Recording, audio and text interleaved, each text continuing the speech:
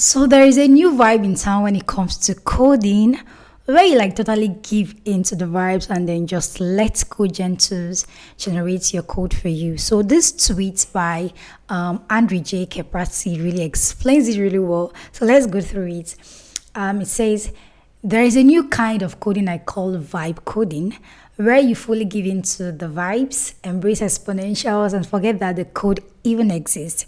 It is possible because LLMs are getting too good, right? So if you've not tried using some of these tools like Cursor, there's Windsoft, there's Stray, these tools are really, really, really amazing when it comes to generating code and then following instructions that you give it. And the good thing about it, they have something called Composer where you can point them to specific files to change for you. They can even create new files. And I think something like Windsoft basically kind of indexes your whole code such that you don't even really need to point to specific code. When you prompt it, it kind of knows already the files to edit or the ones to create. So that's really, really cool in my opinion. So if you've not tried some of these tools, I currently try them out. I currently use them and I can tell you for a fact that they are really good. And if you're not already vibe coding, then you're really missing out. You should start vibe coding because it kind of 10x your speed. Well, I'm not saying 10x, 100x your speed, because you could do things you could do in just in probably hours, in a few seconds, and that really is really amazing. So we are going to go forward to like see where this is driving us towards, because does it mean that all the years of that you've invested in learning syntax and knowing how to code goes to waste? We're going to find out as we proceed in this video, so let's keep going. Yeah, so we surveyed the founders in the current YC batch to get their take on vibe coding. And we essentially asked them a bunch of questions. We asked them what tools are you using, how's your workflows changed, and so generally where do you think the future of software engineering is going, and how will the role of software engineer change as we get into a world of vibe coding. And we got like some pretty interesting responses. Anyone have any favorite quotes that jumped out from the founders? I think one of them that I can read verbatim is, I think the role of software engineer will transition to product engineer. Human taste is now more important than ever as code and tools make everyone a 10x engineer. That's from the founder of Ugwu. I got one.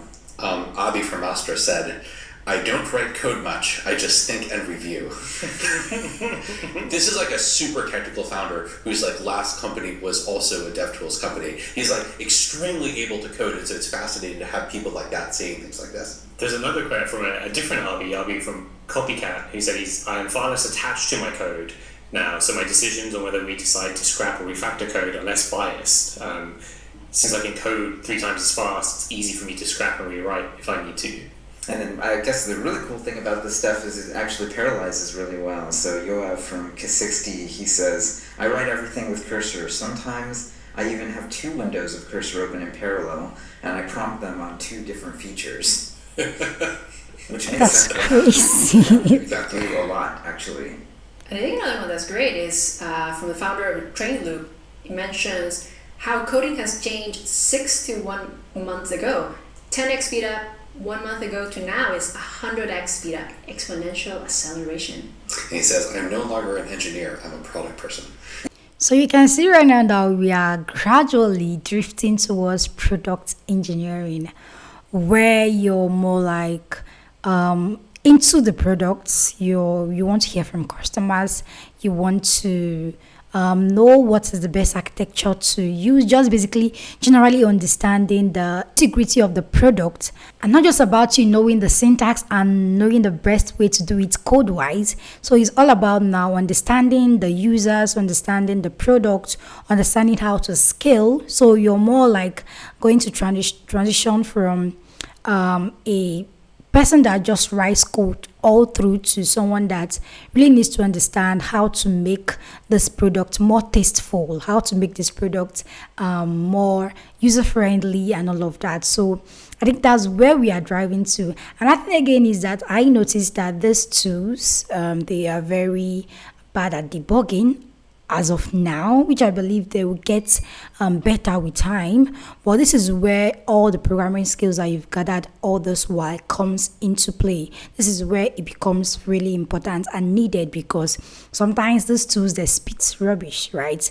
Then for you to be able to like identify where they are giving you something that you don't really want, for you to be able to identify these things, I think that's the edge that we have as people that learn coding, where you have to like spend hours and hours to know the syntax and why this is correct and why this is wrong.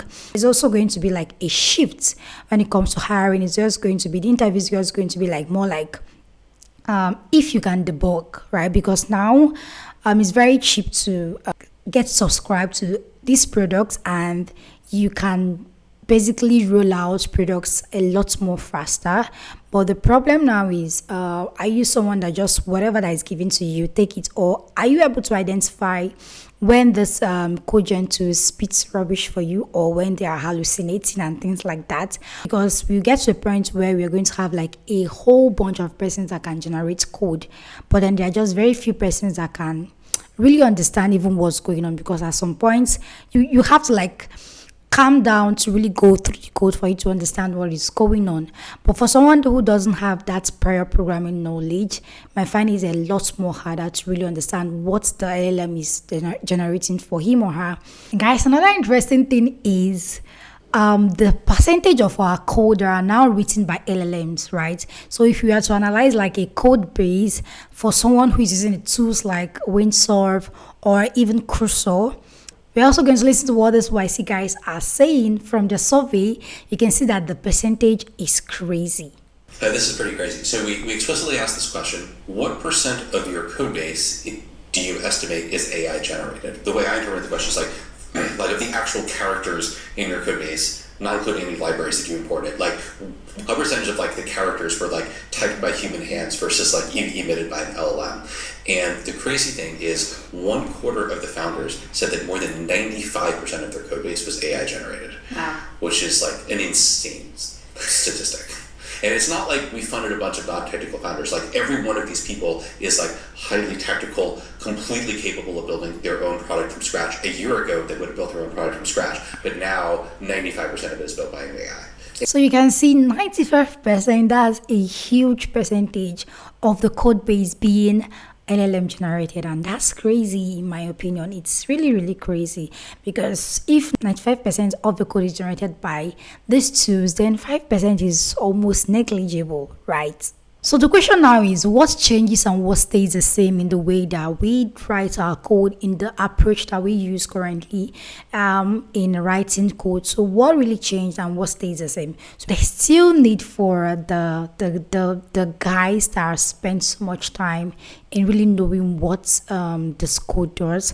It becomes easy for you to like sketch from 0 to 1 very quickly, generate your code, have a working product. But then when it comes to scaling, when you now have like millions of users and then your code is falling apart, your product is falling apart, then you need someone who knows what's the structure, someone who knows scaling. And that's what I don't think these tools can do yet, right? They are very bad at debugging is one. Now they are also not good at giving you structure that would really scale. So you really need to get persons that have spent so much time in this, persons that are really, really good at it to really help you scale your product. So I think that really still stays for now. You can see that, yeah, we are still you still have a long way to go when it comes to this generating tools having to replace us like that. So you can see now that this becomes a problem for all the devs that is going to be coming up, for people that probably learned code in the last 1 or 2 years, because they basically learned code when things were a lot more easier. So there was no much practice, there was no much time invested, there was no much time trying to figure out why something works and not. So they were basically like born into the learning code in the ChatGPT era, where it basically copies code and then pastes and then asks it to what is wrong with this code, fix it and all of that. Just basically learning code in this era then it becomes a problem for you to have the skills, for you to debug, for you to know when something is wrong or right. So how do persons like this cope? How do they go about getting this classical skill, getting this skill that they need? So this is where classical training comes in, and if you don't have that, then you're really going to have a problem. And then that boils down to, is either you letting your company die or letting your product fail, or you go ahead to hire. So I believe now you really understand what vibe coding is, and if you're not doing it, then you have to really move on with it, because it means if you can't vibe code like every other person, then it means that you're, even with all your skills and all your knowledge, you're still not going to be as fast as someone who vibe codes. And then if you can vibe code and you can debug, and then you can detect when a cogent tool is spitting out rubbish, then why not vibe code? Because at least it increases your speed 100x, and then you can tell when something is right or wrong. So you basically have to just correct it and move on with your vibe coding. So vibe code like me, because that is really the trend and it has come to stay. Thank you for watching, guys, and this is Amarachi Ugwu, and thank you for watching, and I'm signing out. Bye.